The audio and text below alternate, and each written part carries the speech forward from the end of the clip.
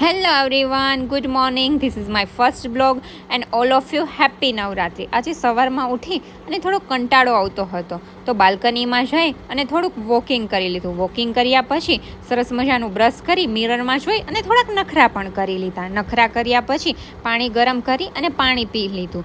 પાણી પીધા પછી કારેલાનું જ્યુસ બનાવી લીધું. કારેલાનું જ્યુસ પીવામાં પણ મારા થોડાક નખરા હતા. પછી રૂમની સાફ સફાઈ કરી, રૂમ ક્લીન કર્યો, બેડ સરખો કર્યો, મિરર ક્લીન કર્યા અને કચરા વાળી લીધા. કચરા વાળ્યા પછી ઘરની બહાર જઈ અને આજે તો નવરાત્રિનો પહેલો દિવસ હતો તો માતાજીનો ગરબો લેવા જવાનો હતો. તો આવો સરસ મજાનો હું માતાજીનો ગરબો બજારમાંથી જઈ અને લઈ આવી.